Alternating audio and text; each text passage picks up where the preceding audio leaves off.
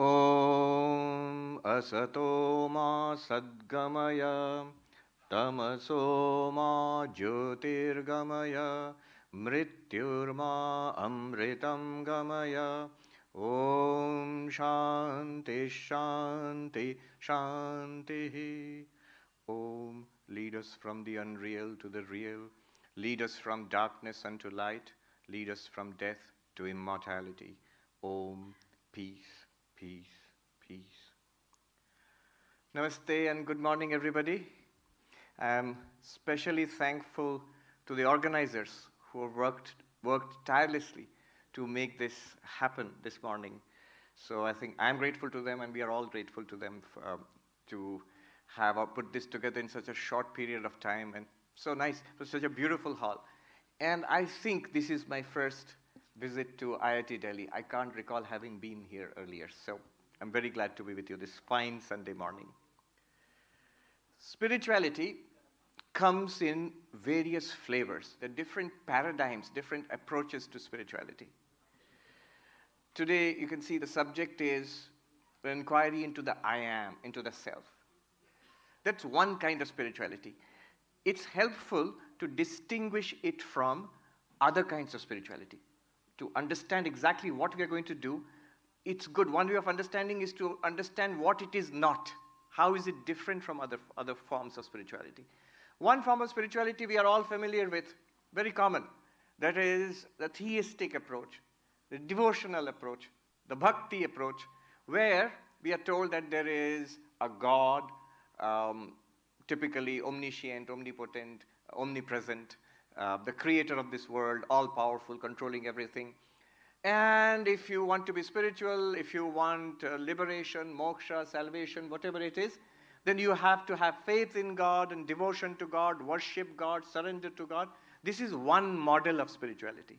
And it's very common throughout the world. This is one kind. But remember, this kind of spirituality is entirely based on faith. In fact, in the United States, instead of religion, the word that is commonly used is faith. Why? I was just thinking, why? Because in the West, in the US, in Europe, in the Middle East, religion and faith are synonymous. Religion means you believe in something. That's why it's correct to use the word faith for religion. But there are other forms of religion which need not be faith-based, which we'll come to. The problem with this approach is, if you don't believe, especially in an audience like this, young people who are engineers. I've noticed one thing among engineers, why these Vedanta talks are often more popular among engineers in engineering colleges. So engineers like to understand things. They like to understand how things work. They like to take things apart and then put it back together, so you know what's the inner working. Now, if you say you have to believe it, how do I know that these things are true? What religion tells me? Man lo. If you say just believe it, often there might be a lot of people who may not want to believe it. Especially it is said in this day and age, in today's age, there have never been so many atheists and agnostics as there are today. In the entire history of humanity, there have always been people who did not believe. Always. But now, well, there are very large numbers of people who might say, I don't believe in religion, or who might say, I'm undecided, atheist or agnostic. Another model, another paradigm of spirituality is what one might call the yogic approach to spirituality. It is an experience-based approach. Vivekananda became famous for that. How did the young student Narendranath Datta become Swami Vivekananda? He went around asking in late 19th century Calcutta, Sir, have you seen God? Not, does God exist? Do you believe in God? No. Have you seen God? And we know the story how Ramakrishna Paramahamsa said affirmatively, yes, I have seen God, just as I see you even more clearly. And if you follow these in this way, if you do sadhana, you will also be able to see God.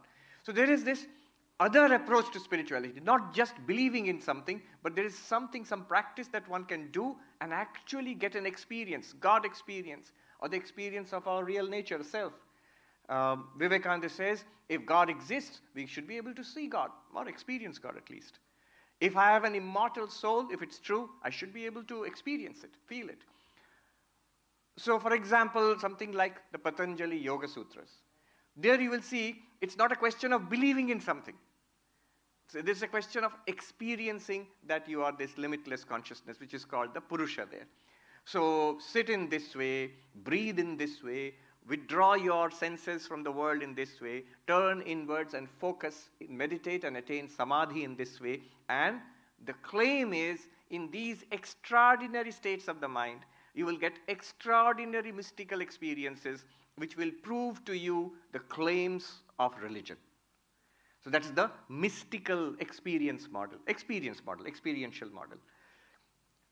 And that became very popular in the 20th century. Most of the New Age religious movements in the West are sort of experiential in nature, quote unquote. But there's a problem with that also. The problem is, you may think you are experiencing it, but you may be mistaken.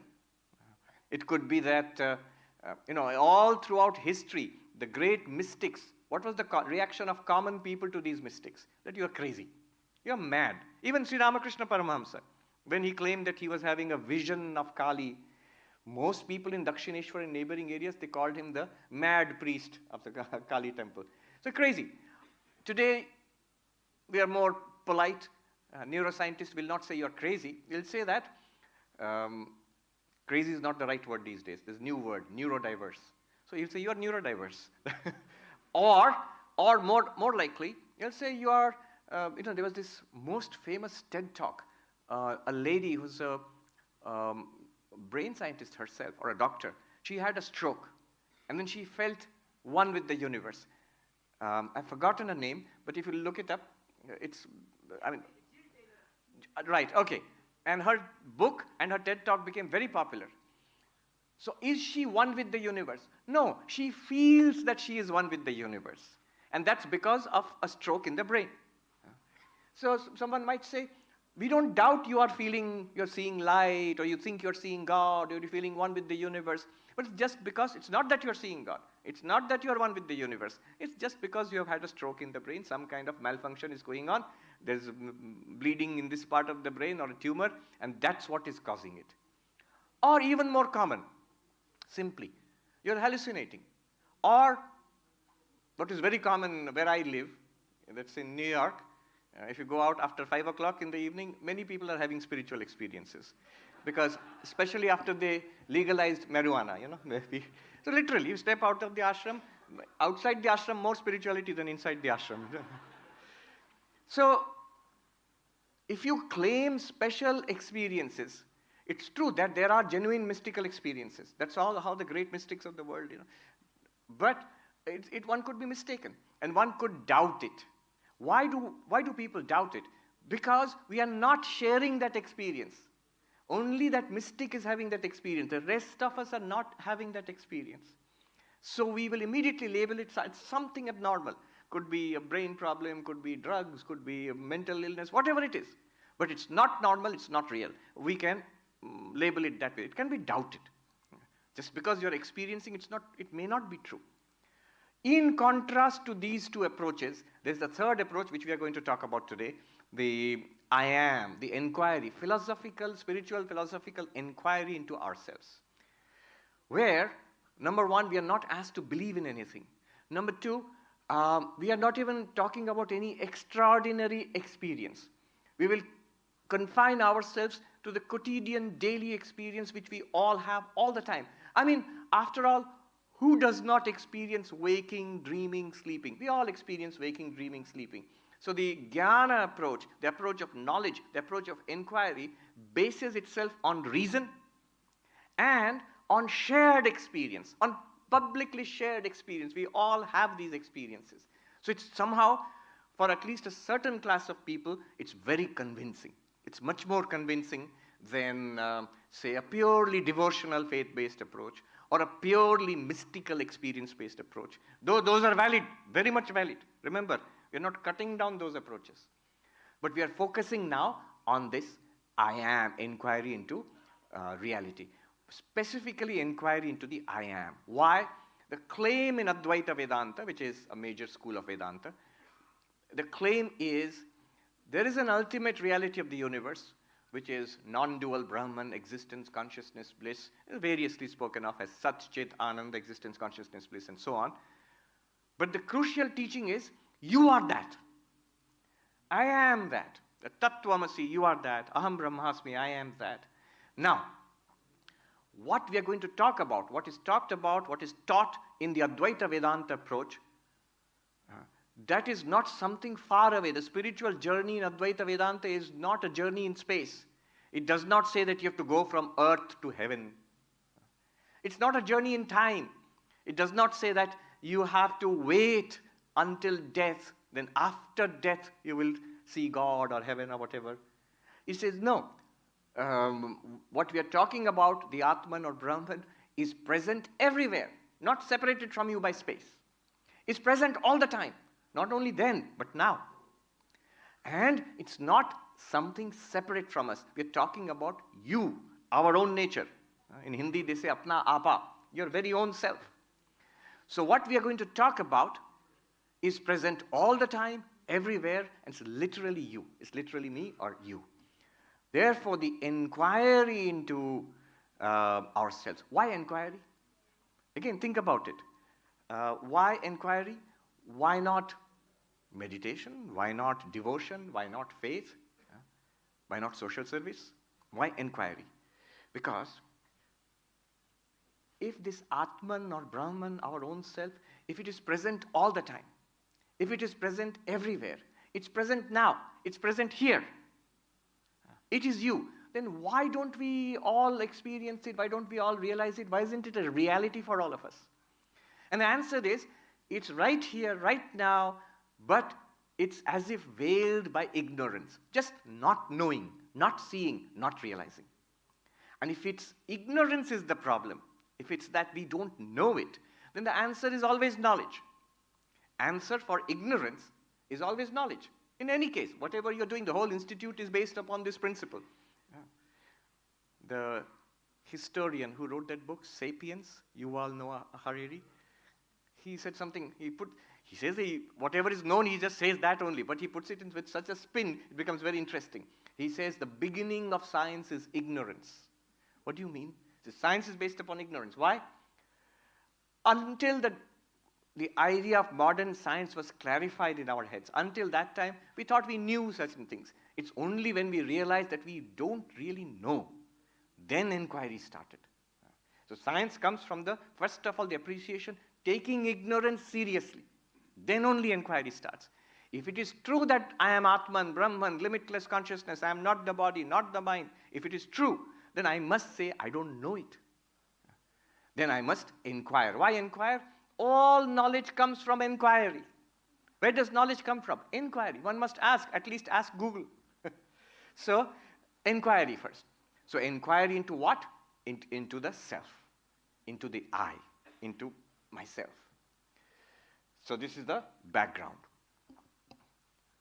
From here, we go about 300, 400 years back into history in France. We go to the philosopher Descartes. Now, many people may not be interested in philosophy, but Descartes is somebody all of us who have gone through school in any part of the world, we have studied, because he is responsible for the Cartesian coordinate. We all studied x-axis, y-axis, and all that. But he was also a philosopher, scientist, mathematician, philosopher, and he was worried about knowledge. How to put knowledge on firm foundations. Because everything seemed to be open to doubt. So how to put it on firm foundation? How can you be sure that what you know is right? That what you know cannot be challenged? How to make knowledge firm? So he started his famous project of Cartesian doubt. That he started what can be doubted. And he found everything can be doubted. What we are seeing, we say by seeing this is the proof. You are all existing. This is the proof that you exist because I see you. But it can be doubted. You could be dreaming. You could be hallucinating. How do you know that this is real? So everything, scientific knowledge, perceptual knowledge, inferential knowledge, and certainly religious knowledge, all of it could be doubted. But we all know, what conclusion did he come to? He found one thing which can never be doubted. And that is the self. He said that his famous cogito ergo sum, I think, therefore I exist. The fact that I'm doubting proves that at least I am there, the one who is doubting. Suppose you can doubt the existence of anything, but try doubting yourself. The very fact of doubting will prove your own existence. Do I exist or not? Well, this question I cannot deny. That question came into my mind. So I exist as the doubter of these doubts, as the thinker of these thoughts. I think, therefore I exist. Cogito ergo sum. I think, therefore I am. That is the literal translation. It's not just a question of thinking. You can say, I love, therefore I am. I imagine, therefore I am. I write, therefore I. Basically, the self is indubitable. This much is, in philosophy, generally you don't have progress. Same problem which worried, Vyasa and Kapila and Socrates and Plato, the same problems philosophy department till now they're struggling with. But sometimes there is progress. So this is a solid piece of philosophical reasoning. Cogito ergo sum. My own existence, I am, cannot be doubted. And Shankaracharya also came to this conclusion about 700, 800 years before Descartes. He says, Yaeva tasya nirakarta tasyeva atmasa. Whoever denies the existence of the self, it is the self of the same denier. Just by the act of denying its existence, you have proved its existence. So one's own self cannot be denied. It is impossible to deny it. It's a solid piece of reasoning. It is indubitable. The I am is indubitable. You cannot challenge it, you cannot deny it. Not only is it indubitable, but something more can be known about it. This more can be known about it. Let me just refer to Descartes' own words. He came to the conclusion, my own existence cannot be challenged. It's indubitable. But then he said, I exist, surely. But what do I know about this self, this I, which exists? I don't know anything about it. He writes, it is passing strange that which I am absolutely sure of, I don't know anything about it. And that which I know so much about, I cannot be sure of it. What do I know so much about? The world, including the body. I know so much about these things, and what Descartes knew 300 years ago, we know much more now. We know so much about these things, but everything is open to doubt. One thing Descartes said cannot be doubted, your own existence, you, the self, the psychological self. But we don't know anything about it. What is it? Hume, the Scottish philosopher, he said, when I search for the self, so-called self is there, we all exist as self, when I search for it, I find nothing. I find a stream of thoughts, memories, perceptions, judgments, but no self. Why is it that Descartes says, I'm sure of it, but I don't know anything about it? Why is it that when Hume searches for it, he cannot find it? Because Vedanta tells us, not because the self is not there. Surely it is there. But it is not where you're looking for it. It's not an object. It's not a physical thing which can be seen or heard or smelt or tasted or touched or probed with scientific instruments. It's not a physiological thing. It's not even a mental thought or percept or emotion or memory. It's the subject. It's entirely non-objective. Our whole thinking, for very good reasons, is such that the world must be an objective world. And there is good reason for this, because this is how science functions. But when you try to study the subject, and because of our tendency to objectify everything that we study, we try to make the subject into an object. That's why you see the tremendous difficulty in modern consciousness studies. Because anything subjective is immediately disregarded. You must have some objective standard. And that creates its own problems. Consciousness studies, a big subject, hot subject now. In fact, Oxford University Press, a few years back, published 5 great questions in philosophy. Out of those 5 questions, 4 were related to consciousness. In the whole field of philosophy, they say, this is one way, it's one choice of 5 questions. But what were the questions? The questions were like, do I have free will? Related to mind and consciousness. What is death? Not physical death, that's a medical question, but death of the self. That's also related to mind and consciousness. Then there was another question, who am I? Directly. So what am I or who am I? Also related to mind and consciousness. And there was one on, I think, global justice and one more thing. So 4 questions out of 5 were related to consciousness. But in consciousness studies, it's so difficult. Why is it so difficult? The reason is we're trying to find out some objective way of grasping at the pure subject. That's why. Somebody said, we're doing consciousness studies. What are you studying? We are studying the consciousness of octopus. Because octopus is a very interesting creature. That may be so. But consciousness is directly presented to all of us. We are all conscious beings. But we will not study it there because that's subjective. We have to study it outside somewhere. They say there's an old Indian saying that you can grab your nose this way or you can try to grab your nose that way. So the problem with modern consciousness studies is you're trying to grab the nose of consciousness that way. Can we know anything about consciousness? Can we know anything about the self? Here is one thing we can do. One thing that is obvious. Vedanta takes up this challenge. I exist, certainly, and what is it that I can know about myself? And then ultimately, what is the benefit of all this? Notice one thing. Not only do I exist, surely, but this I exist, I am, is there continuously. What do I mean by that? You are seeing right now. Do you exist? You'll say, yeah, I am, and I'm seeing. Suppose you do not see. Close your eyes right now. Are you seeing? No. Are you existing? Yes, I am. So whether we see or do not see, I am. When we hear, smell, taste, touch, I am is constant. What we are seeing is so different from hearing, is different from smelling, from tasting and touching. They're so different. And yet, one thing is constant, running through like a golden thread. The I am. I am is there. By the way, when I'm saying all this, you must follow the Vedantic procedure of hearing, reasoning, and meditating upon it. I put it in this way. Ask yourself these three questions. What did he say? Or what's the teaching? Second, do I get it? What are my doubts? What are my confusions? What are my questions here? Second. Third, is it real? Is it real? Remember, one of the claims was in Vedanta, we are not talking about anything extraordinary. We're talking about that which is quotidian, which is continuously available to all of us right now at every instant. So when I say the I am is constant in all perceptual experiences, one should also note, is that true? Yeah, it's true. One may not say I am all the time. We don't. Nobody says it. But if you inquire, upon inquiry, it's there. It's always the background sense of self is there for all of us, all the time.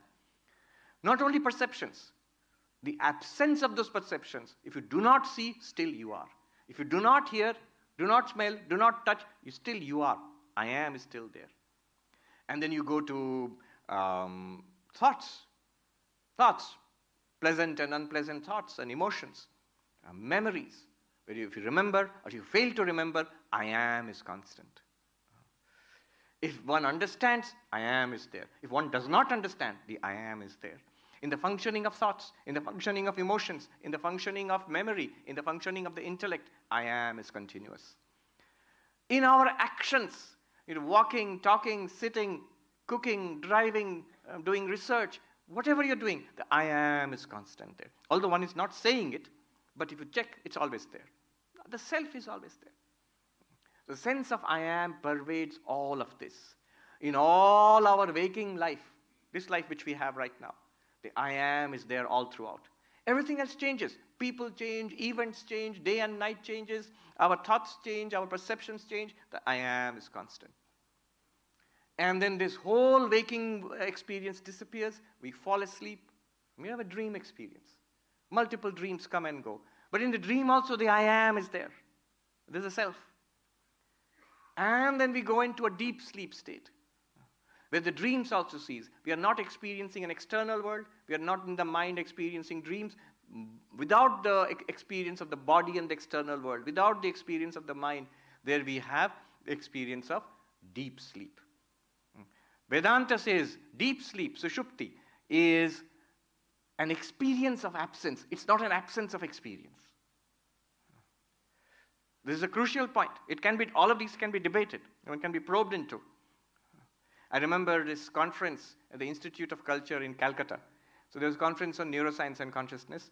And one Sankhyan philosopher, who happened to be an American, Professor Larson, who was passed away a few years ago, asked this neuroscientist, who was a British neuroscientist, I said, Professor, In deep sleep, according to neuroscience, is there consciousness or not? And this was 20 years ago, 25 years ago. Now the science has changed, I'm told. So at that time, the professor said, the way we define consciousness, in deep sleep, there is no consciousness. And the Sankhyan philosopher said, see, here's the difference.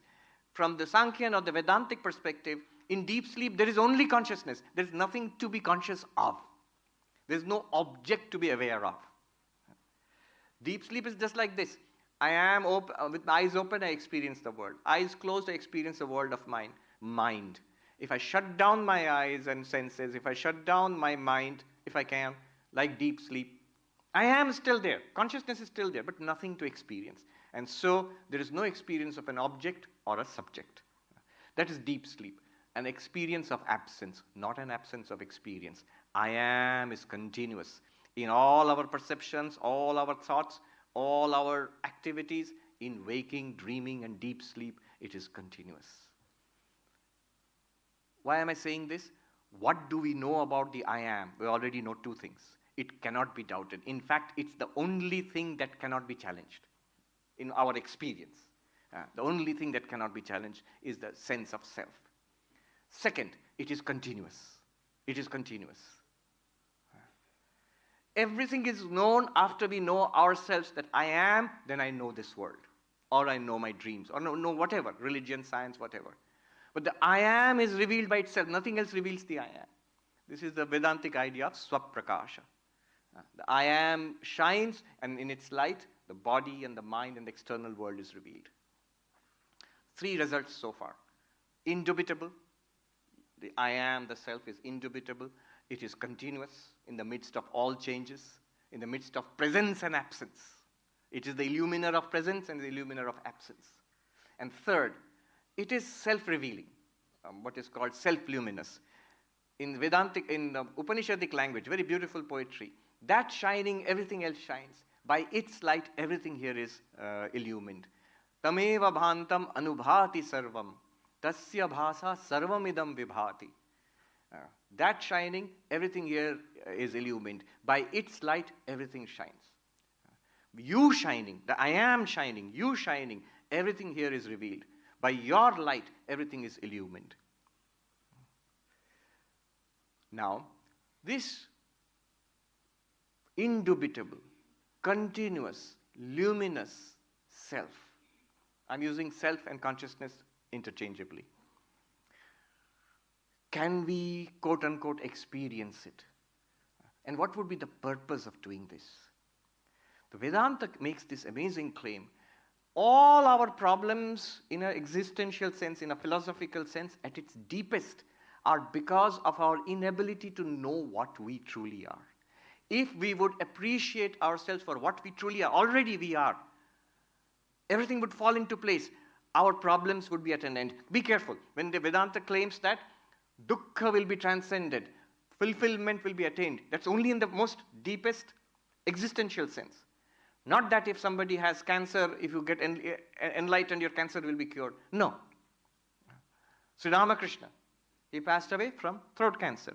He was a fully enlightened being. But did that cure his cancer? No. Physically, the world will go on in its own way. But is there something, what can spirituality do for us? Is there something that can give us peace and strength to deal with life in a much more effective way and a much more fulfilling way? That's what spirituality can do for us. The Buddha put it most effectively, I think, most beautifully. He said, it's like being hit by 2 arrows. When you're hit by an arrow, the person, there's so much pain and suffering. And suppose the person is hit by a second arrow. How much is the pain and suffering?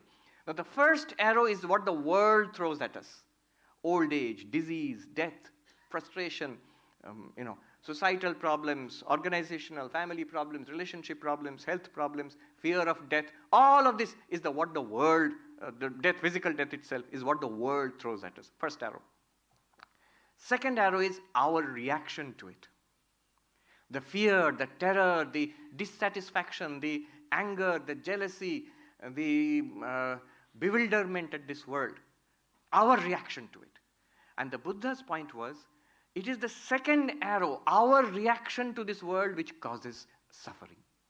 The world by itself does not cause that much suffering. It does cause suffering, but by itself not so much. I know so many doctors, they'll immediately say that's absolutely true. Swamiji, we know so many patients. A patient with a serious life-threatening illness, when he's told about it, they react with dignity and calmness and they deal with it. Sometimes there are patients with minor problems. You'll think the world is ending, the way they react. And the relatives are even worse. So, it is our reaction to the problem which causes more suffering for ourselves and others. Not the problem, not the physical problem itself, not so much. So the Buddha says, what I am teaching, and in general, whatever spirituality, all kinds of spirituality, including Vedanta, whatever, it will deal with the second arrow. It will deal with our reaction to the world. How we react and we engage with the world. That will be totally changed by spirituality. About the first arrow is you need IIT, AIMS. So the good thing is to combine both. I was invited to give a talk at a hospital in Arizona. Yes, in Phoenix. So they were doing a program on mindfulness to manage pain. And I said, look, this is wonderful. It's a hospital which is dealing with pain through therapy and medicine and mindfulness. So you are dealing with both the arrows. The first arrow, you're dealing with it with pain, with surgery and with therapy and medicine. The second arrow, you're dealing with it mindfulness and other counseling and so on. So deal with both the arrows. Now, in the final part of this presentation, can we, this is the background, theoretical background so far. Can we actually get a feel for this, what we are talking about now? We will go through an exercise and then stop and take questions. This exercise is based on the Taittiriya Upanishad. It's an inquiry into the I am. To step by step take us deeper and deeper into our experience till we get a feel for it, what Advaita Vedanta is talking about. Taittiriya Upanishad, an inquiry into the self. Now I'm going to go through this process. I invite you all to walk with me. How do you walk with me? Listen carefully. This is Shravana. It should be able to answer the question, what did he say? What did the text say? Second, do I get it? I know what he said, but do I get it? Do I understand it? Or are there doubts? Third, I know what you said. I understand it. Is it real for me? Is it a fact? Like I am sitting on the chair, now it's a fact for you. Like that, is it a fact? What you just said. So 3 steps. What did he say? Do I get it? And is it real for me? Is it real for me? Each step you check. First, I will give you the procedure, then we'll actually try it out for a short while. It's from the 2nd chapter of Taittiriya Upanishad. Who am I? What is the self? Instead of saying Atman Brahman, it starts with, point it out. One sadhu said nicely, Aapko bacche jaisa banna padega. Like how? Like a child. How? आप बच्चे से पूछिए, I hope everybody understands Hindi, and I'll translate. आप बच्चे से पूछिए, नाक क्या है? What's a nose? You ask a kid.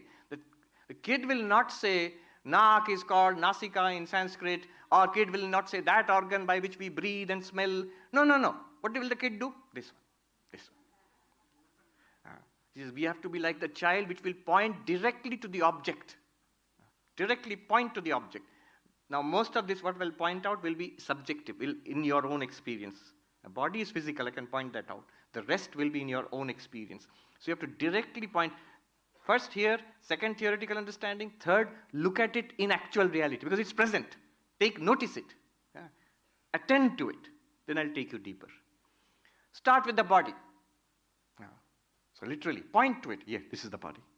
This is where we identify ourselves. When you say I am, first it starts here. It doesn't start with the world, it starts with the body. I am this body. And then Vedanta goes through an inquiry. It's deep and quite extensive. I will just use 2 arguments. And these arguments, one must understand the argument and then actually apply it to see whether it works or not. Am I the body? Here, this body. Attend to the body first. Yes, this is the body. Am I the body? Vedanta, the Upanishad, Vedanta, in fact, the commentators, they ask us to consider the body is something that we are aware of. It's an object. I am the subject. It is drishya, something that you see, an object of our senses. Whatever we experience, the object must be different from the subject. This is a basic principle of philosophy. The knife cannot cut itself. The thing does not operate upon itself. So if the sense is objectifying something, it must be something different from the sense. So I see just as I see the bottle and the bottle is different from the eyes, in the same way, I see the body, I touch the body, I can hear the body, I can smell it, I can taste it. All five senses objectify the body. I am the subject, the body is an object, just like anything in the world is an object. I cannot literally be the body because subject and object must be different. Drashta and drishya must be different. First argument. Second argument. I am conscious of the body. I am aware of the body. So, the body is not aware of me. Look, I am aware of this. Is this aware of me? Is it saying, Sarvapriyananda, hello? No. Our sense, look at your own experience. The consciousness is always with the subject, not with the object. Where do you find consciousness? In yourself. And everything else is presented to you. So the body comes to you as a non-conscious entity. You alone are conscious. You're conscious of the body and everything else. Here someone might ask, just a minute, Swami. All those people sitting next to me, they're also conscious. You can't say, I am only conscious. But only your own consciousness is revealed to you. Look at them. Their consciousness is not revealed to you. You infer that they are conscious. Just like in this body, I am there, I feel conscious, and in all those bodies, there must be a conscious entity. And they are not zombies. There must be conscious entities there. But you don't directly experience their consciousness. Just as you directly experience their body. If you were a telepath, you could directly experience their mind, but you will never ever directly experience consciousness because consciousness is not an object. It can't be experienced as an object of consciousness. So you are conscious of the body. The body is not conscious of you. So, conscious and not conscious, they cannot literally be the same thing. All this I'm explaining in Sanskrit, they will just use two words. Drashta, drishya must be different. First argument. Second, chetana, jada must be different. So therefore, you are not the body. What was the argument? Two arguments. One is body is drishya, you are drashta. Body is object, you are subject. They have to be different on principle. Therefore, you cannot literally be, you the conscious being cannot literally be flesh and hair and bones, no. Second argument, you are conscious, the body is non-conscious, though it feels conscious because of your presence. Second level. If I'm not the body, body is there. If I'm not the body, Upanishad says, Anyoantaratma pranamayaha. The self is there, no doubt, but it's not the body. Where is the self? Something more inner, more subtle. What's more subtle? The whole process is to make our minds more and more subtle until we realize pure consciousness, that we are pure consciousness. We go from the body inwards. Inwards does not mean physically inwards. If you go physically into the body, you will find more body. And the wet and gooey and ugly part of the body you will find. No, inwards in your own experience. So breath. Prana, of course, the whole prana, but breath. Breathe in and breathe out. Notice that breath. Again, the same arguments. Am I the prana? The same arguments. Can you observe the prana? Of course you can. The whole your vipassana mindfulness meditation depends on that. Breathing in, I'm aware of breathing in. Breathing out, I'm aware of breathing out. What Vedanta will take away from it, you are the observer of the breath, you are the subject, you are the drashta, breath is drishya. So prana is drishya. You are conscious, prana is not conscious. See, I am aware of the breath. Is prana aware? Not to my knowledge. It is just a biomechanical pumping of air in and out of the body and the circulation of oxygen throughout the body. So, because I am aware and I am the subject, I am not the breath, which is the object, which is not aware. Upanishad says, go inwards. Anyo antaratma manomayaha, the mind. What is subtler than the body, subtler than the prana? The mind. Thoughts, emotions, memories, judgments, attitudes, opinions. This memory, and these thoughts and which are going on in the mind. Am I the mind? This is the point which most people will say, yeah. That's what most people who we do not reflect, we take ourselves to be embodied minds. I am this body with a mind in it. I am a mind in a body. I'm an embodied, that's what we call a person. A person, a body with a mind. But am I a mind? Apply the same logic. Can you objectify your own thoughts? Yes, that's what's called introspection. Look, I'm aware of my thoughts. I can take a look right now. And I am the drashta, the thoughts and the emotions are drishya. If I say I don't feel well, I feel unhappy. If you feel unhappy, then you are aware of the unhappiness in the mind. The unhappiness becomes an object and you are the subject. And you are aware of it. Dramatic. This is where Vedanta goes further than modern consciousness studies. Modern consciousness studies, they don't make a distinction between mind and consciousness. Vedanta will say, notice, you are aware of the thought. The thought is not aware. What does that mean? Just think a thought, ABCD. Notice carefully, right now, think ABCD. You are aware of ABCD. Is ABCD aware of you? Is it saying, Swami, you have not thought me for a long time? No, it's not aware. Clearly, it's ridiculous. ABCD is like mental chatter. So you are aware of it. You are conscious. Thoughts are not conscious. Since you are conscious and thoughts are not conscious, you cannot be the mind. Conscious and not conscious cannot be literally the same. They are contradictory. So you are not even the mind. Mind is there. Prana is there. Body is there. Not even the mind. You are the witness of the mind. Go further. A further subdivision is made in the Upanishad of mind and intellect. That capacity of the mind which we are using right now to understand all this, we're trying to grasp it, that's called intellect or buddhi. Am I the intellect? Many people think that. I am the intellect in this body-mind. I am intelligence itself. But the intelligence, can we observe the intellect at work? Of course we do, especially here. The students will all have that experience. I'm trying to get this concept, this mathematical equation. I don't get it. That's the intellect working. Next moment you get this experience, yes, I've got it. Eureka, I've got it. That the intellect went from not comprehending to comprehending, not understanding to understanding. And I experienced both. Intellect trying to grasp, intellect grasping it.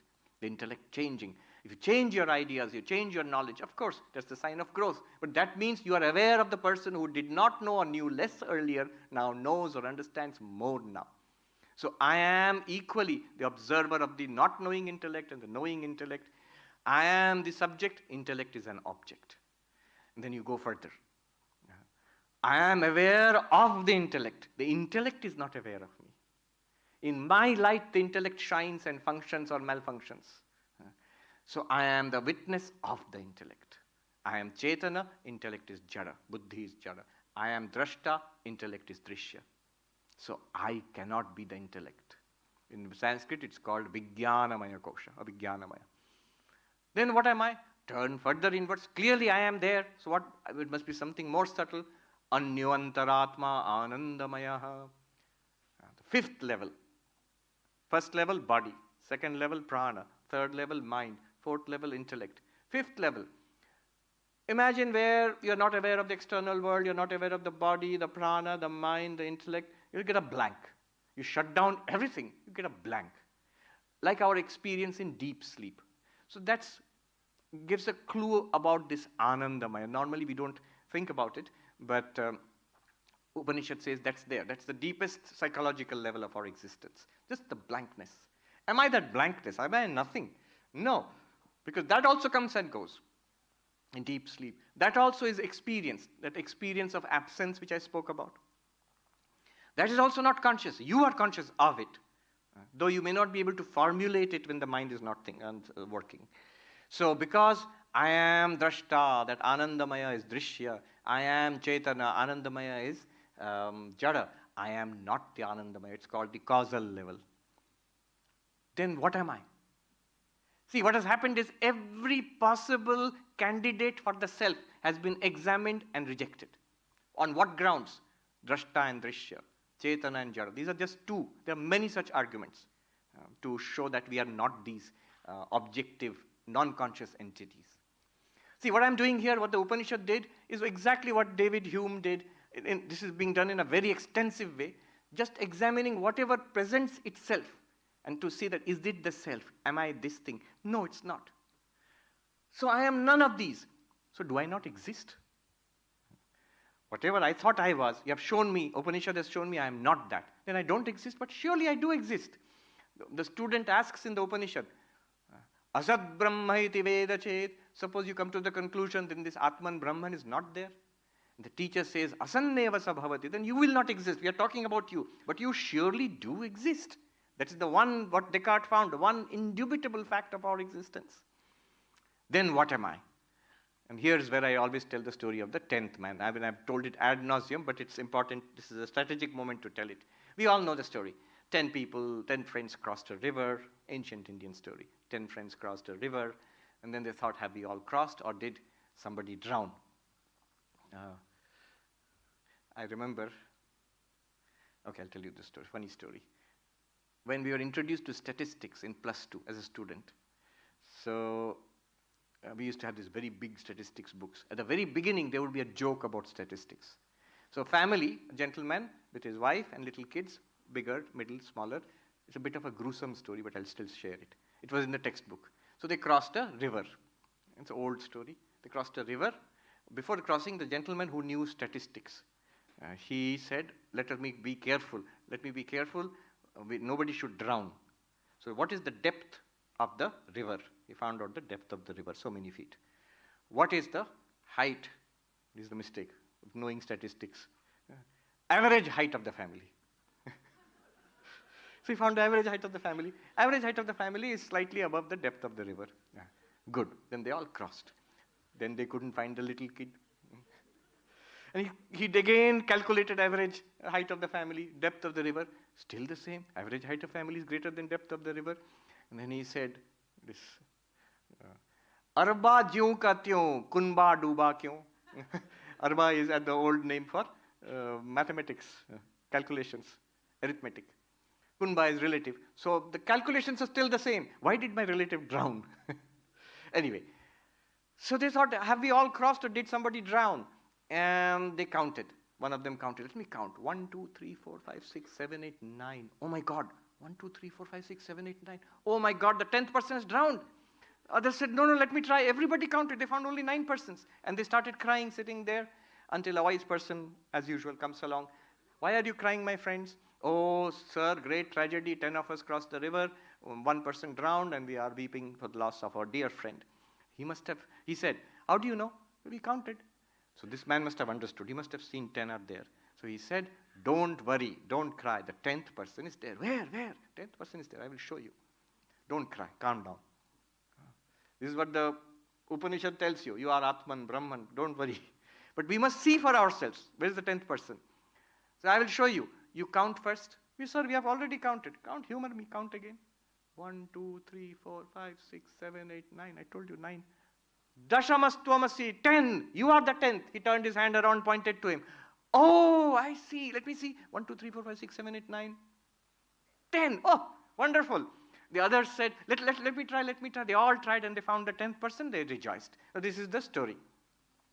Here what we must do is, when you go from the body to the prana to the mind, you must be like that little kid, Nak. What is the body? Here. What is the prana? Notice it. What is the mind? Notice. Now I cannot help you. I can't point it out like Nak. You have to point out yourself. Mental. That's the mind. Then you go. That's the intellect, which is trying to understand. More subtle. Then you go. Try to simulate an absolute blankness. Then turn inwards. I cannot help you in this anymore. Turn inwards from that blankness to the one who is observing the blankness and the intellect and the mind and the prana and the body through those observing the world. The 10th person. You must make that. It's not a physical turn, not even a psychological turn. You might call it an ontological or metaphysical turn, but you must make it yourself and grasp it for yourself. Until you do that, you will complain, I have understood it intellectually, but it's not real. I mean, not yet real for me. I'm not yet fully enlightened. When you grasp it, Nak, like that, you will say, I'm enlightened. I've got it. Then the benefits will start flowing from it. Until that time, you will say, great, nice theory, ancient knowledge, very nice philosophy talk. I've understood it. Samajh liya. All right. Now this is the background. We will do a short exercise with this. Remember these 5 steps? This body is called Annamaya. Prana is called Pranamaya. mind is called manomaya. Intellect is called vijnanamaya. The blankness is called anandamaya. And then beyond these five, panchakosha. Panchakosha vilakshana atma, separate from this, witness of these five, is what? Is called what? Atma, Brahma, you, the real you. There, don't try to do nak. Don't try to put it as an object, because it will never be an object. You don't try to grasp it as an object. If you try to grasp it as an object, you'll never find it like Hume. You see that? You notice, I am not these five, but I exist as the experiencer of these five. That way. Now, when you are comfortable, those who want to participate, you can sit up straight, relaxed. Don't be rigid, just be relaxed. When we are comfortable, those who want, you can close your eyes. We will just do what we did just now, but then this is actual noticing and practicing. Sitting straight, relaxed. Now gently open your eyes and look at the body. Look down at your lap, the body. Close your eyes. This is the body, which I always instinctively identify myself with. But am I literally this? Relaxed and breathing normally. Because it is an object of all my senses. I see it, hear it, smell it, taste it. It's an object, I am the subject. It is drishya, I am drashta. And clearly, I am conscious of the body. Just be conscious of the body. We feel where the feet are touching the floor, where the body is touching the chair, sensations within the body. This is body. Clearly an object. I am subject. Clearly non-conscious. I am conscious of it. Because it is drishya, I am drashta. Because it is jada, I am chetana. I cannot be the body. Whatever I am not the body. Breathing normally. Let us draw our attention to the breath, which is the tip of the iceberg called prana. Breathing in, breathe in, and be aware of the breath going in at the nostrils, and let go of the breath naturally.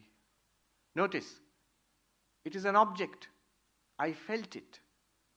I am the drashta, breath is drishya. I am aware of the in-breath, I am aware of the out-breath.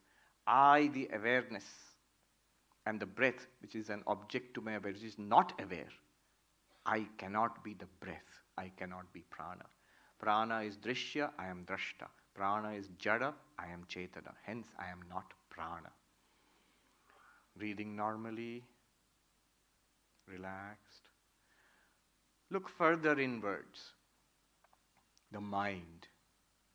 We'll be aware of thoughts or memories or anxieties, questions. All of this is mind, stream of thoughts. Again, it is an object. I can introspect and make the mind an object. I am subject. Mind is drishya, I am drashta. I am aware of the thoughts, ABCD thought. I am aware of all thoughts and memories. Thoughts and memories are not aware of me. Mind is drishya, I am drashta. Mind is jada, I am chetana. I am not the mind. Breathing normally, relaxed. Let us look at the intellect, that which tries to understand, and we will see that subtle functioning. That's also jada, that's also drishya. I'm aware of the intellect lack of comprehension. I'm aware of the intellect working and understanding. I'm aware of the acquisition of knowledge. I am drishya. I am drashta. Intellect is drishya. I am chetana, conscious. Intellect is non-conscious. I cannot be the intellect. I am the witness of the intellect's functioning. Breathing normally, turning inwards. Try to simulate an absolute stillness. Not aware of the external world, not seeing, hearing, smelling, tasting, touching anything. Not aware of the body, suppose. Not even aware of the breath. Not aware of emotions, not aware of thoughts. No memory, absolute blank. Not even trying to understand. Even the sense of I goes. the deep blankness, that also is an object. It's an experience of absence. I am drashta, it is drishya. I am chetana, it is jada. I am not the causal state also, the anandamaya. I am not the body, annamaya. I am not the prana, pranamaya. I am not the mind, manomaya. I am not the intellect, vijnanamaya. I am not the causal state, anandamaya. All are fact of experience, but they are all objects of my experience. I am the subject, drashta of all of them. They are all non-conscious. I am conscious. I am chetana. They are all jada. Remembering the 10th man, from the deep silence of the Anandamaya, the absolute stillness. Appreciate that stillness, the complete silence, the complete nothingness is also illumined by me consciousness, by the self, which is consciousness itself. Without trying to objectify the self, I know that I am awareness itself. I shining the 5 levels of body, prana, mind, intellect, and anandamaya, they are revealed to me. By my light they shine and reveal an so-called external world.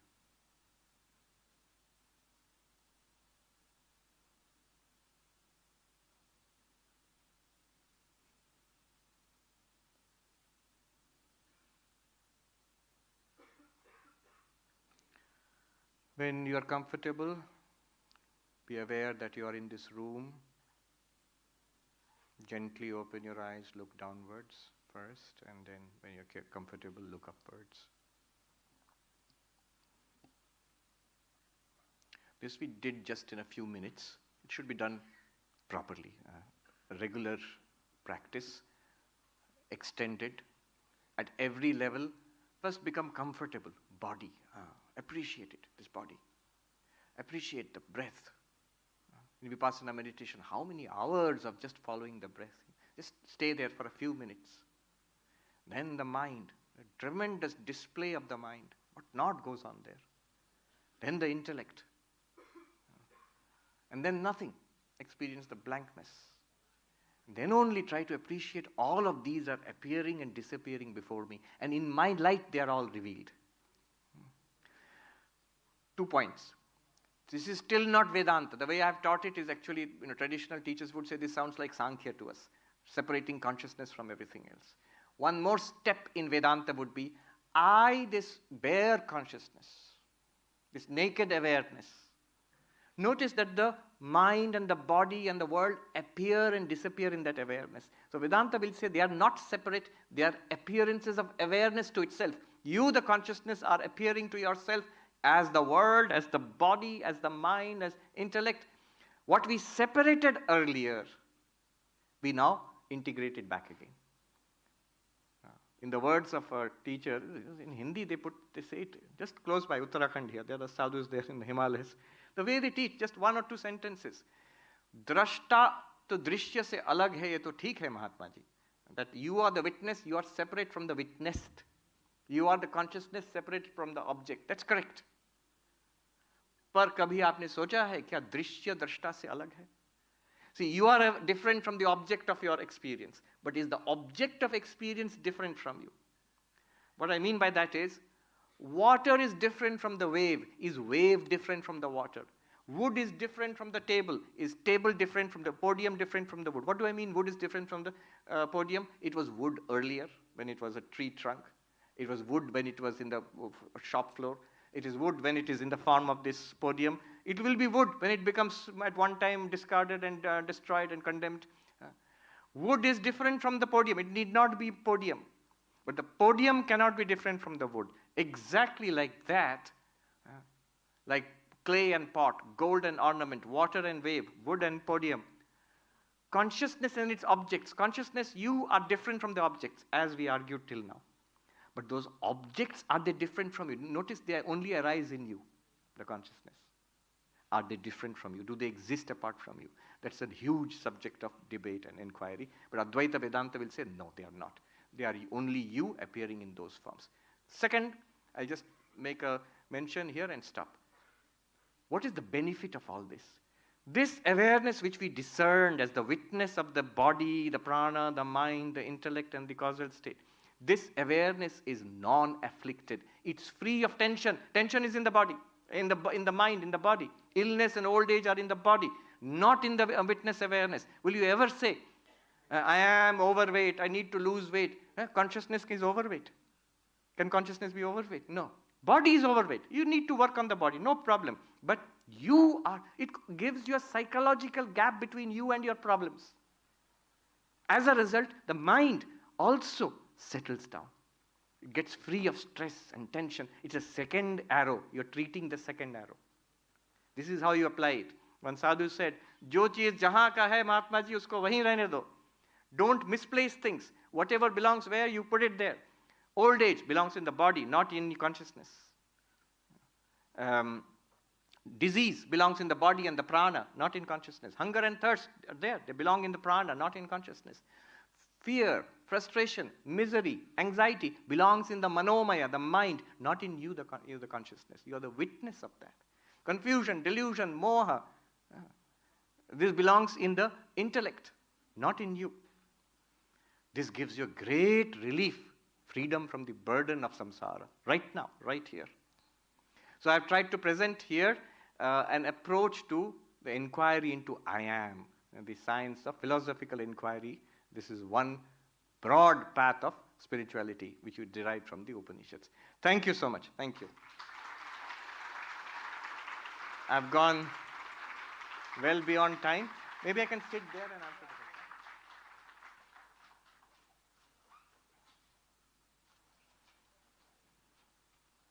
question. So what we'll do is, there'll be a microphone. Where is the microphone?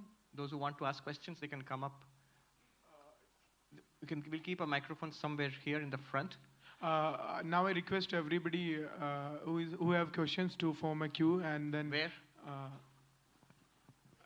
Right here, on my right, in that aisle.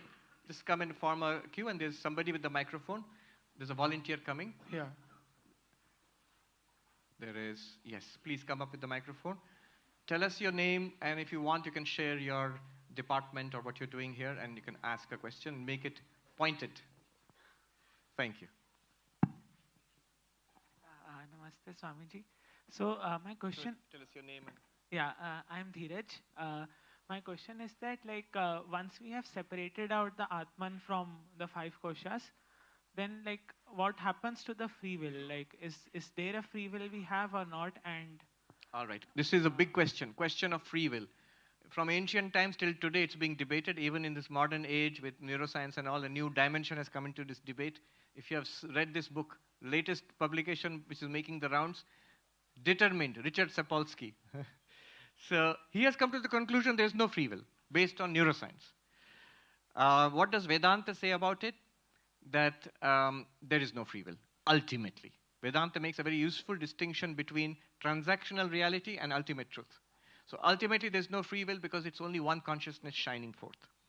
But for practical purposes, when that consciousness is associated, not separated, associated with the mind and the body, there is, I will say, a transactional free will, vyavaharika, which you call it.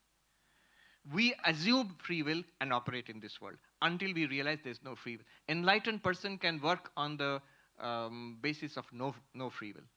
But for us, we cannot. Because we are so close, we are identified with the mind, and one characteristic of the mind is what is called karta bhokta, agentship. Agentship assumes free will. Our society assumes free will. The election is going on. You will vote for this or that. Free will is assumed. You go to a shopping mall. You will buy this or that. Free will is assumed. Religion, do's and don'ts. Free will is assumed. Otherwise, why teach religion at all? So practically free will is assumed. Ultimately, they will say no free will. This is, of course, a huge topic which we cannot go into much further. But yeah, I mean, there's so much reading also which can be done. Yes, please. Namaskaram, Swamiji. Thank you for making such a profound impact on my life. Tell us your name. My name is Gaurav. I'm an ex-trainer at IIT. Swamiji, when we are talking about the self and the Atman and Brahman, I've always not been able to wrap my head around the concept of reincarnation of the soul, because when we go to the soul level, as even in the Nirvana Shatakam, there is no attributions, psychological attributions left at the soul level. True. So when I say it is my soul which is going into the next life, I don't quite understand how do I own the soul. Yeah. Okay. So let me just put it this way. When we talk about reincarnation, notice, first of all, you're right. Advaita Vedanta, at its final analysis, when it's all one consciousness without a second, even the universe is appearing in that consciousness. Then from that perspective, it disowns reincarnation also. And not that there is no reincarnation, that there is no birth and no death. From the consciousness was never born, consciousness will never die, and hence it will never be reincarnated. But what does reincarnation, punarjanma, mean in Vedanta? It means that a physical body dies, physical death. And then it is the subtle body. What is subtle body? Now we did this exercise now. So subtle body and physical body we can understand. Physical body is the annamaya, the physical body, first one. Subtle body is the rest of it. Prana, manomaya, vijnanamaya, up to anandamaya, which is karana sharira. Those do not die at physical death. Those do not die. That's the claim. Here is the materialist who will say everything dies at physical death. I mean, except matter. Only matter is left. So you are gone at physical death. That's the materialist idea. But every religion makes the claim that something survives physical death. In Vedanta, we can precisely point to what survives physical death. It would be pranamaya, manomaya, vijnanamaya, anandamaya. This bundle is called the sukshma sharira, sthula sharira, sukshma sharira, karana sharira. With consciousness associated with it, this bundle travels. Pure consciousness, Atman, Brahman, does not travel. Please don't join the queue anymore. I don't think we can complete so many questions, but we can cut it off there.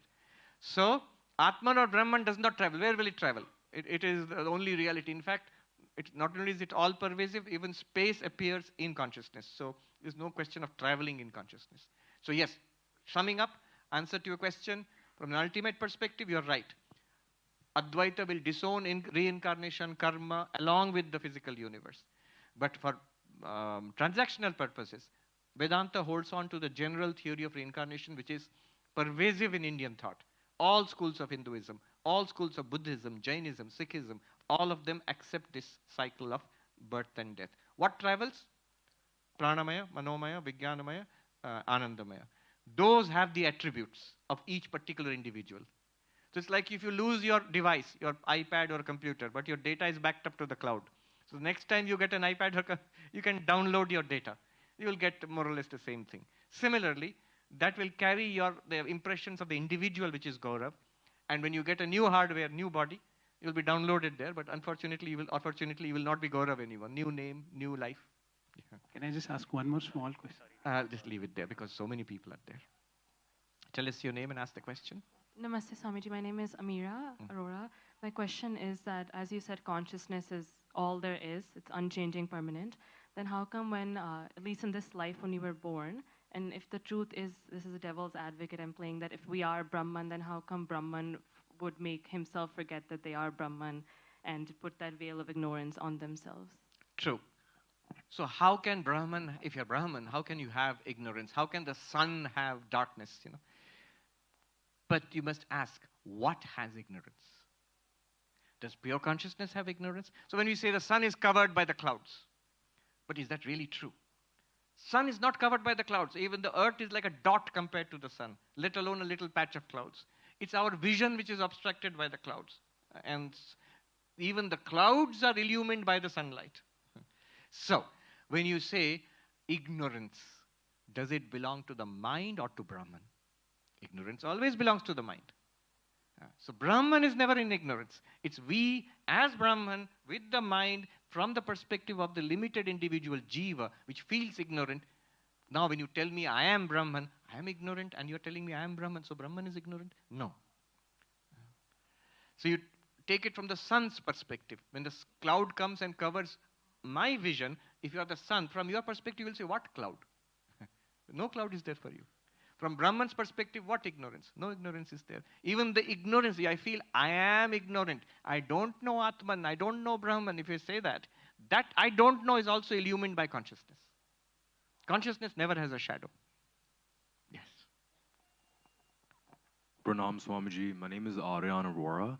Because we are talking about self-inquiry, I had a question in regards to Jiva and Brahman. So in the context of Vedanta, we are that vast, we are that universal consciousness, but at the same time, and we all wake up in the morning fulfilling our sense pleasures, fulfilling our desires.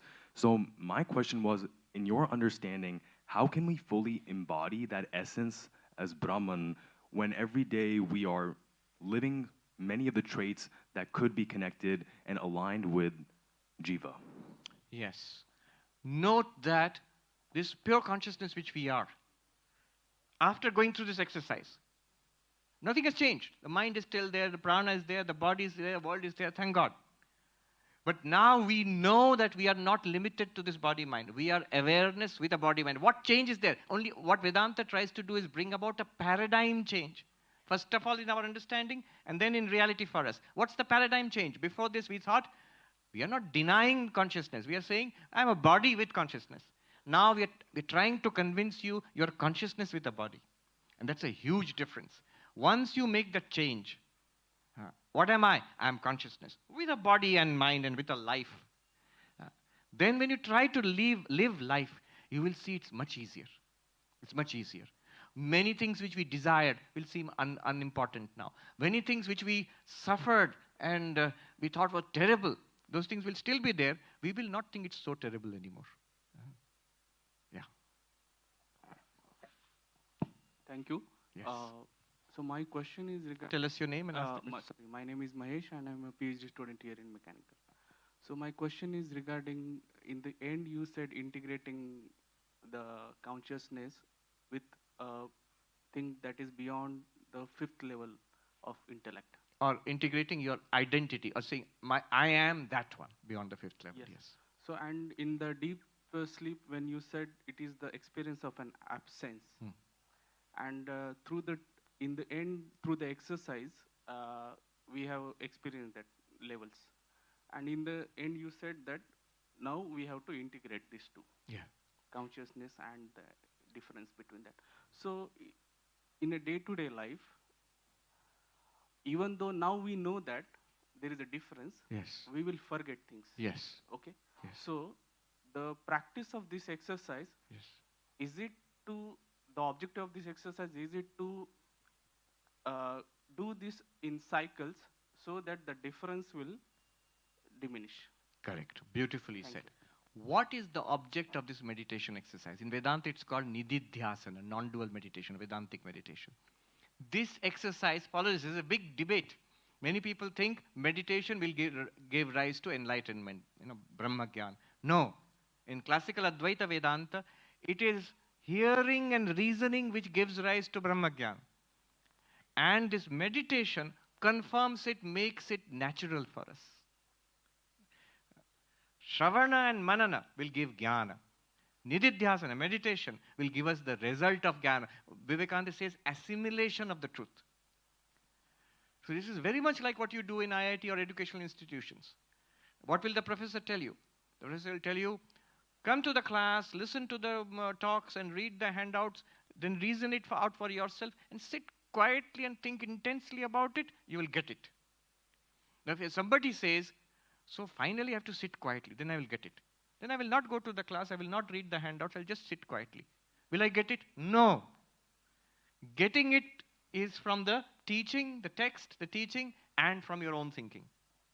And finally making it a natural thing for us, to absorbing it. As Vivekananda says, you stay with it, he says in his own words, till it tingles with every drop of your blood.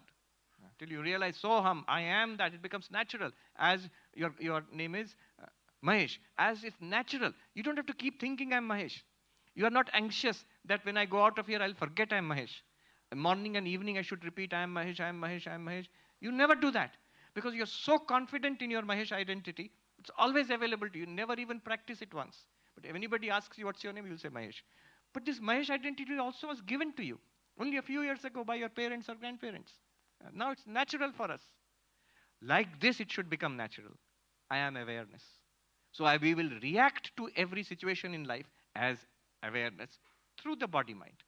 It will be a huge difference. The practice makes you assimilate it. The practice makes you assimilate. And then the results will flow. Otherwise, it's true, it will seem as if we forget. And then we will react again as body-mind, as the Mahesh construct. And the same thing will go on. We will complain, I understood it, but my life has not changed. You said I will get peace. I don't get any peace. It's because we must change the paradigm. I am the awareness in which the Mahesh personality, body, mind is arising, and I shall work through that. By the way, don't speak like that anymore. Huh? Just say, I am Mahesh and I am listening to a talk. Don't say, I am the limitless awareness shining through the 5 levels of body, mind of Mahesh and listening to a talk. No. Some people start speaking like that. One person wrote to me that I, who am the same limitless consciousness as you, in this lifetime embodied in this body and mind, I'm writing to you as Mr. Mishra. So I said, Bol do na, hum Mishra ji hain. Why talk like that? So don't talk like that, but know the difference. Yes, it's a good point. Namaste, Swamiji. Yes. My name is Rahul. I have a doubt regarding the last step that when you said that everything appears in consciousness Yes. and not to consciousness. Yes. So I've tried to reason it out myself, but what I get stuck is that I'm neither able to with full confidence say that it appears in consciousness or to conscious. Yeah. So like So this is actually a huge step. One needs to take it carefully. Everything appears in consciousness. There are only 2-3 philosophies in India, darshanas, which will say that. Nyaya, Vaisheshika, everything will say, others will say it is appearing to you, not in you. They're all separate from you. The materialist paradigm we are used to is that we are this material body, and indeed, from the body's perspective, it's all outside you, and it's appearing to you. But from consciousness perspective, it's all appearing in you. And it's nothing but you. So these 3 stages, the world appears to you, stage 1. The world appears in you. And therefore, 3rd stage, it's nothing but you. You are this world which appears to you. Way to understand it is the dream paradigm. When you wake up from a dream and you analyze it, everything that appeared to you in the dream actually appeared in you and was nothing but you, the dreamer. Okay, just think about that. Same thing you apply to the waking world. Yeah. thank you. Tell us your name. I am Orko. Yeah, if I am the Atman and so is everyone, then why can't I see through your eyes? And how is duality born out of non-duality? Okay, I got it. This is difficult question. I should have been prepared for this. After all, this is IIT. Good question. See, And one last part Yeah. of it is, how is cloud born out of the sun? how is cloud born out of the sun? Yes. So same question as what he asked there, actually. All right. First part of the question is, if I'm the same consciousness in all beings, just as I'm conscious of my own thoughts, I should be able to be conscious of your thoughts. As I am aware of the inputs of these sense organs, I can hear, smell, taste, touch. I should be aware I can sort of hack into your system and like you do in computers. I should be able to hack into your brain and nervous system and be able to be aware of the contents of that. But that's not possible. Maybe some yogis can do it, but it's not natural. We don't have it. Why not? I'll just give you the seed of the answer. You have to work it out. It's a subtle but powerful answer. There is a difference between consciousness and knowledge. Consciousness shining through mind and sense organs gives us knowledge. And that knowledge is entirely localized in each mind and sensory system. Why this question seems immediate for us is because we have not been able to divest ourselves of mind. We still think of ourselves as the mind, even if I'm saying I'm consciousness. And therefore we think, as at this mind I know all this here, I should know everything there also. But mind is not common to all of them. Consciousness is common to all of them. The question here would be, does consciousness illumine the contents of each mind? It does. But I know. Who is saying that? Orko is saying that. So Orko knows the contents of Orko's mind and sensory system. Second one, how was cloud formed from the sun? he's not asking a question of geography. He's asking in Vedanta philosophy. How did ignorance ultimately, if everything arises from consciousness, from Brahman, then the cloud of ignorance should have also arisen from Brahman. Here it's very metaphysical. The answer will be it did not. An appearance of the world, an appearance of individuality, an appearance of individual ignorance and freedom, knowledge, all of them are appearances. As far as existence is concerned, nothing happened there. It's like gold. I give this example. You make it into a necklace or melt it, make it into a bracelet, make it into a ring, melt it and make it. You're getting different names, different forms, different uses. Name, form, and use keep changing. But it's literally the same gold. If you ask the gold, why did you change from necklace to bracelet? The gold will say, what are you talking about? I'm gold. I was gold. I am gold. Will be gold. He's doing what is called upeksha, ignoring the name, form, and use. And he can do that because the gold is the reality. Name, form, and use are dependent realities. Okay, I'll leave it at that. The rest is assignment. You have to work it out. Well, Pranam Guruji. Yes. What's your name? I am Harsh Sharma. I am a BTech student. Sir, what I wanted to ask is the golden thread, what we call that, I exist, I constantly exist, and then we mentioned deep sleep. So how do I verify in deep sleep that I still exist? You can't. To verify something, you need the mind and intellect at least. An instrument for verification. That will work only when you wake up or to some extent in dreaming. So when we wake up, we examine the deep sleep experience. The very fact that I'm calling it an experience means consciousness must have been there. After all, what is experience? Simple equation.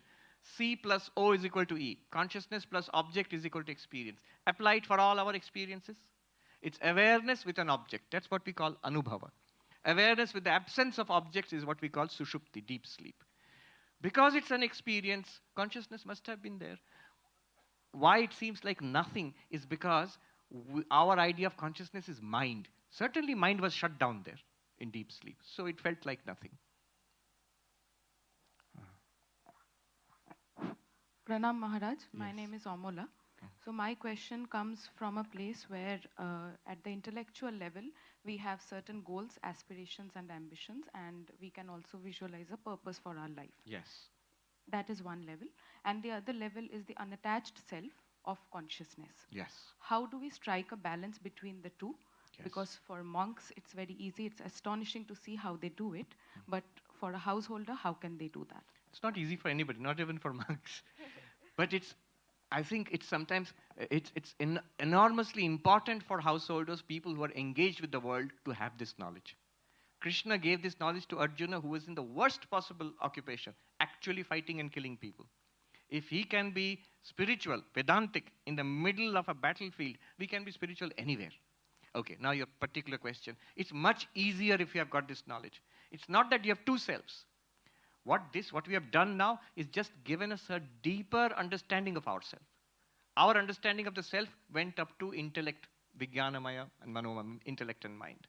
Now we see we are the witness of intellect and mind. Therefore, we are free of the travails of the mind and intellect. While having the mind and now they are instruments for us.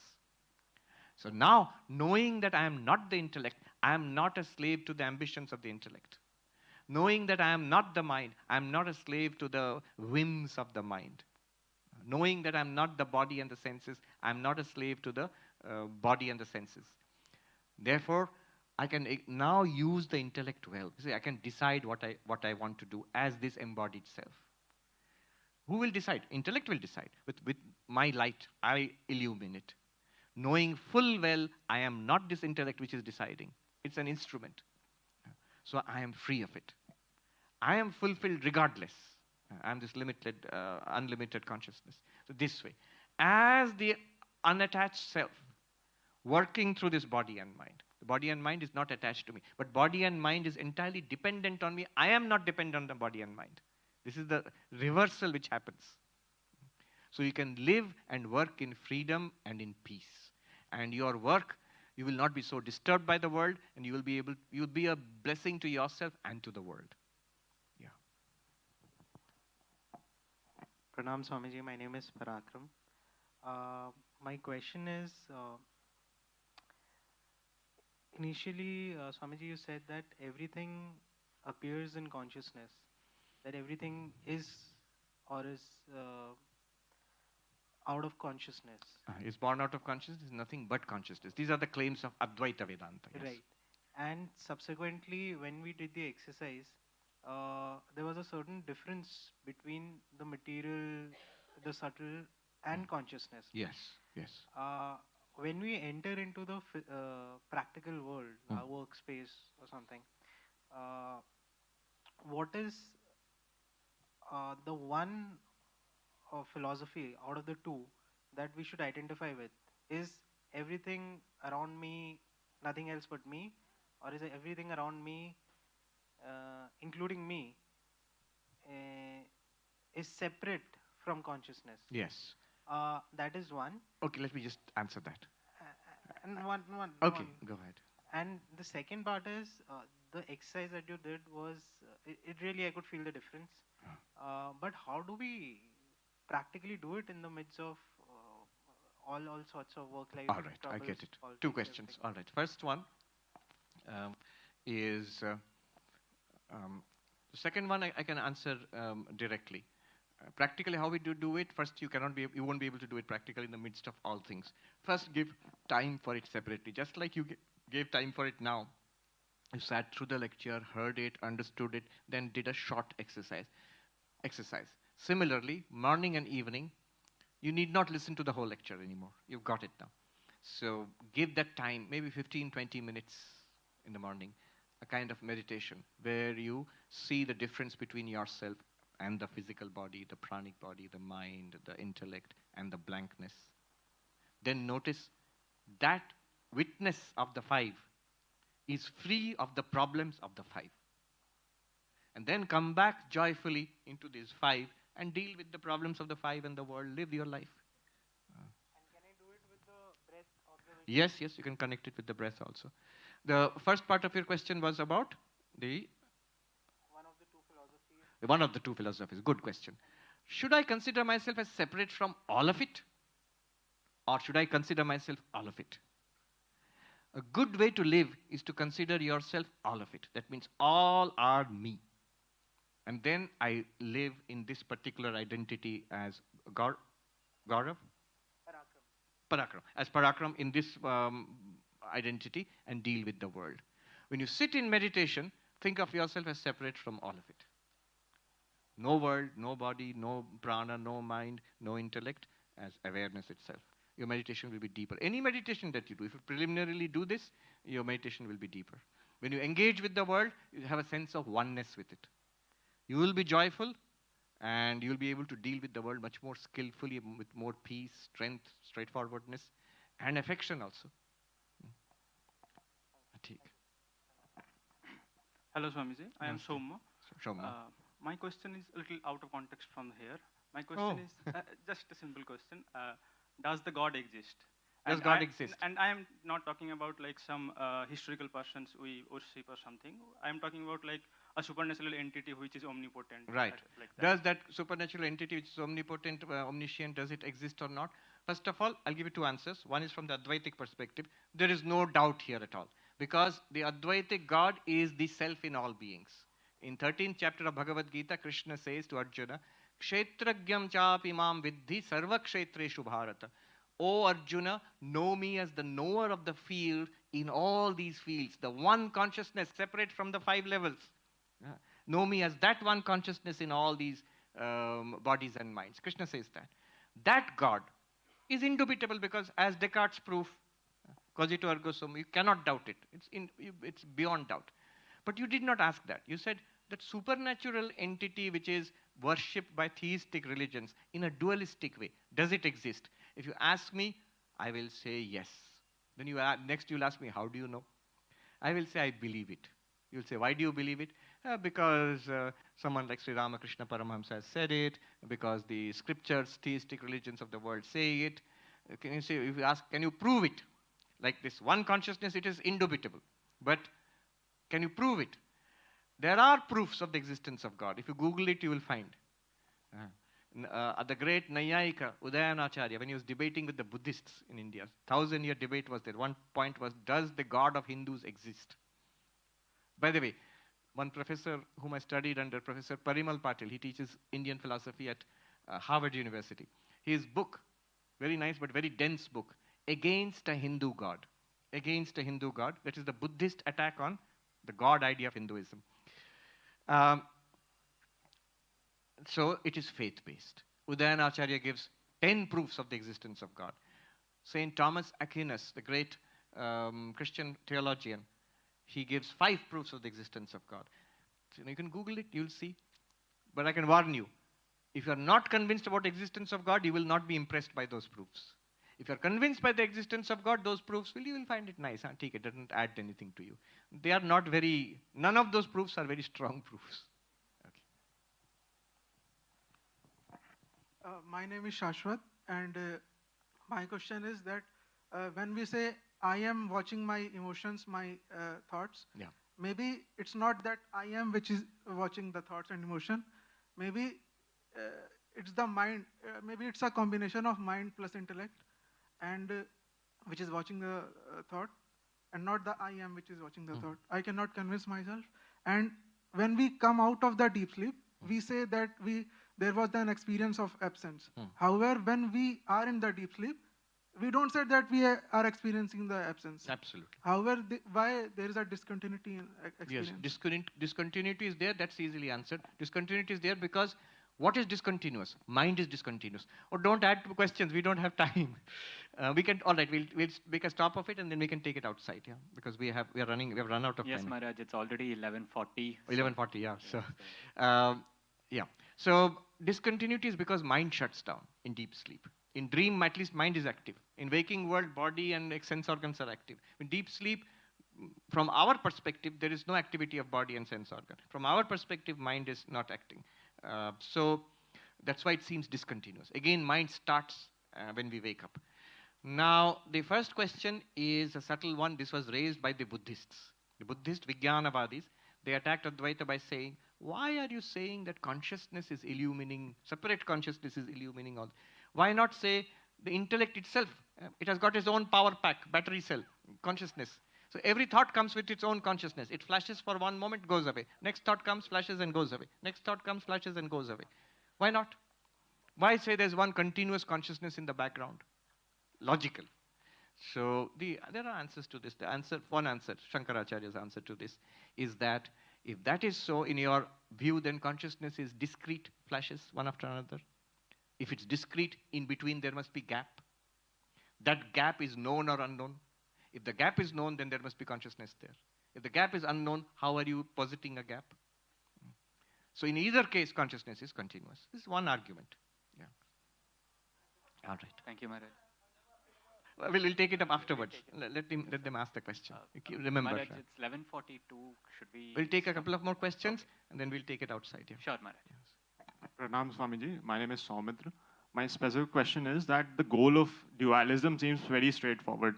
You devote your life to God and you realize God. But what is the goal of Advaita Vedanta? Is it not a cosmic suicide in the sense of that? Is it not a? Cosmic suicide. That there is no birth, there is no rebirth. True. And you never come back. Is it a suicide? No.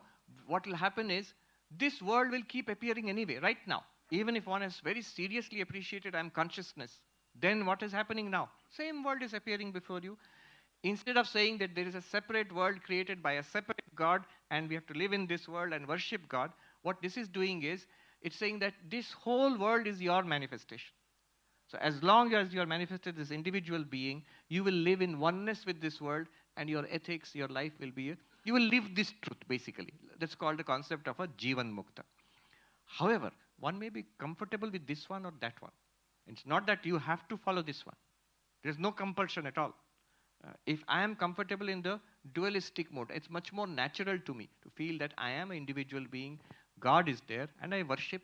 And even if you say it is faith, it's good. It's faith. What's wrong with faith? I say it's faith. I believe and worship and work in faith. Nothing wrong with that. In Hinduism, it's full spectrum, I say. All these approaches are entirely. So it's not cosmic suicide because cosmos will still appear. But I as an individual being You will become a reappear means you will be you appearing. You will realize yourself as a limitless being, and this individual will appear as long as the prarabdha of this individual is there. But you will see, I'm not limited to this individual. I am the one reality behind all individuals. They arise and disappear in me. Instead of continuing as a wave, instead of even continuing as ocean, you will see I am water in which the wave and the ocean both appear and disappear. Yeah. Thank you so much. Let's end here, and we will discuss outside. We'll take it up. I'm sorry for those who were standing for such a long time. Thank you so much. Thank you. Thank you. We now invite Professor James Gomes to give the vote of thanks. First of all, it's really our honor and privilege to have with us Swami Sarvapriyananda. It has been one of our dreams to have him here, and he has, in his very busy schedule, he has consented to be here for this, short period with us. I don't know how else to say these words, but really we are honored to have and privileged to have him here. And I would also like to thank all the students who are from the NRCVE, the Institute IIT Delhi, and also the Department of NRCVE, who have actually made this whole thing instrumental. The students and the faculty, two of the faculty who were there associated, Keshav and Soumya, who have done a lot of work, Ravi, Rahul, and also Sangeeta, who have actually been in the background helping us. The head of the department, Kanika Bell, and Bhupinder, and all the people who are here. Also people from INA who have actually been volunteering and taking care of a few things. So thank you very much, and thank you, all of you, for coming here on a Sunday afternoon, morning, and being here to actually listen to Swamiji, and being here to listen to these wise words. Thank you very much. And one thing I would like to say is that, we'd like to have, some privacy, so please, let us, move out first, and then we'll kind of talk to you later on about this. Thank you very much.